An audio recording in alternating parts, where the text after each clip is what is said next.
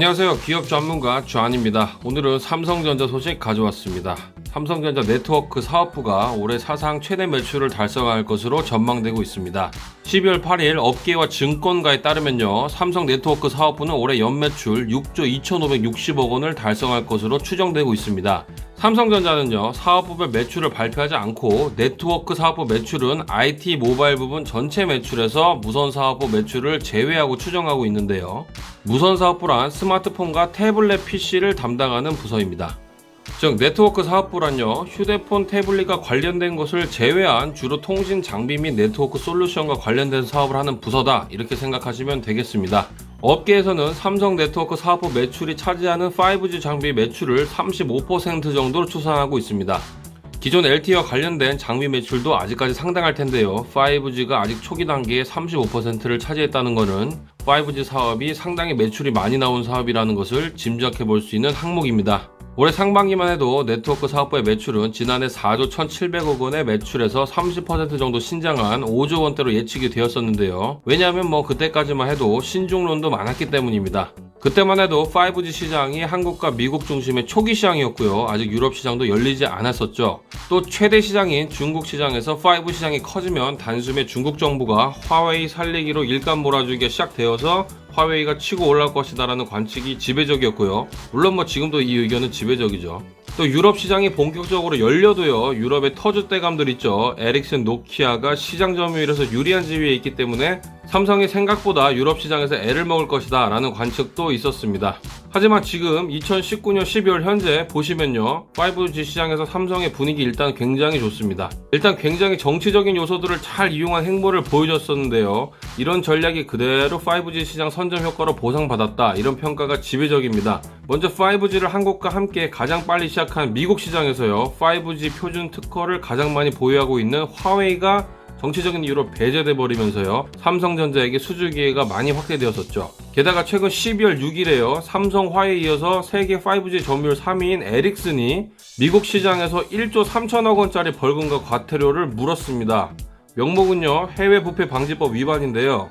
이 회사가 지난 2006년부터 10년간 중국에 뇌물 주고 얻은 순이익이 1조를 넘고요, 베트남, 쿠웨이트, 인도네시아 등에 뇌물을 주고 따낸 사업이 22조 규모입니다.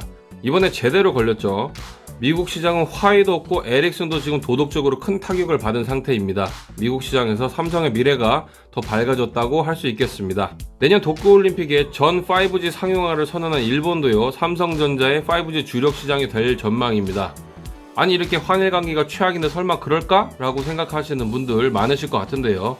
다 이유가 있습니다. 첫 번째로 일본 기업들이 5G 기술이 굉장히 늦었습니다. 내년 상용화엔 택도 없는 상황이고요. 본인들이 잘 알고 계십니다. 그래서 5G는 포기하고요, 6G 개발에 투자하고 있다고 하네요. 완벽을 추구하는 장인 정신이 오히려 신제품 개발에 약점이 있는 거 아니냐, 이런 자성의 목소리가 나오고 있는 상황입니다. 두 번째로 미국과 가까운 정치적인 이유로 화웨이보다는 삼성을 선호할 수밖에 없고요. 노키아나 에릭슨도 가능성은 물론 있죠. 근데 장비 수급이라든가 단가적인 측면에서 약점이 있기 때문에요, 울며 겨자 먹기로 삼성에게 기회가 갈 것이다 라는 전망이 우세한 실정입니다. 이번 성공에서는 4G 시장 초기 삼성전자의 잘못된 판단이 오히려 약이 됐다는 평가가 많습니다. 그 당시요, 삼성전자는 한국전자통신연구원과 공동 개발한 Y브로를 막 밀다가 글로벌 표준이 된 LTE 시장에 뒤늦게 뛰어들었었죠.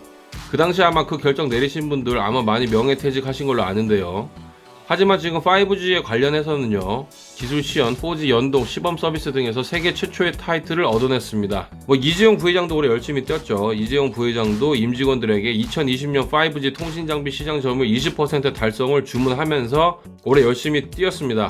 올드 아랍에미레이트 왕세자 면담했죠. 인도 유력 통신사 릴라이언스 그룹 장남 결혼식 참석했었고, 일본 1, 2위 통신사 방문했었고, 그리고 무역 제재 때 일본 또 갔었고요. 또 10월에 인도 또 갔죠. 그쵸?